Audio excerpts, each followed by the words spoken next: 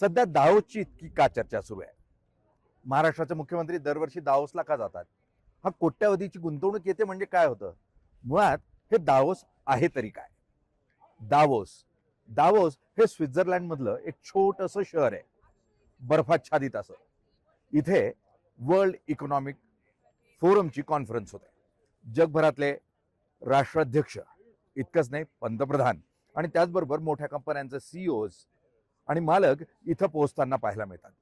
मुळात ज्या स्वरूपामध्ये आपण मोठमोठी एक्झिबिशन्स बघतो रिअल इस्टेटची, इतकंच नाही तर इन्फ्रास्ट्रक्चरची, त्याच्याचबरोबर वेगवेगळ्या सामानाची, तशा स्वरूपात आर्थिक जगातलं हे सगळ्यात मोठं असं प्रदर्शन म्हणायला हरकत नाही.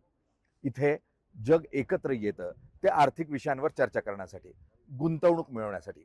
भारतही इथं सातत्यानं प्रयत्न करतो तो गुंतवणूक जास्तीत जास्त FDIच्या रूपानं भारतात यावी यासाठी. त्यात एक भाग असतो महाराष्ट्र. महाराष्ट्र दरवर्षी भारतातल्या सर्वात जास्त MOUजला साईन करणारं राज्य म्हणून ओळखला जातो. 16 लाख कोटीची गुंतवणूक मागच्या वर्षी होणार असं MOU करण्यात आली होती. MOU म्हणजे इच्छा व्यक्त करणं, म्हणजे लगेच पैसा आलं असं काही होत नाही, त्यातला काहीसा पैसा येतो. मुळात याही वर्षी महाराष्ट्र सरकारनं 20 लाख कोटी रुपयांच्या गुंतवणुकीचं उद्दिष्ट ठेवलंय.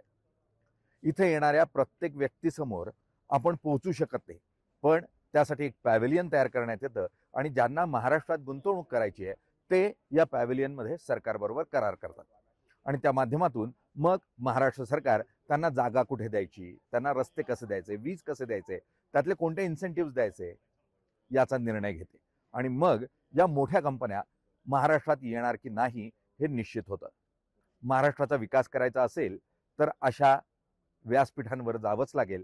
त्याच्याशिवाय आपण जागतिक अर्थव्यवस्था म्हणून स्वतःला निर्माणच करू शकणार नाही.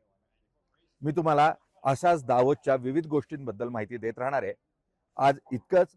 कॅमेरामन मिलिंद पतंगेसह निलेश खरे, दावोस, स्वित्झर्लंड.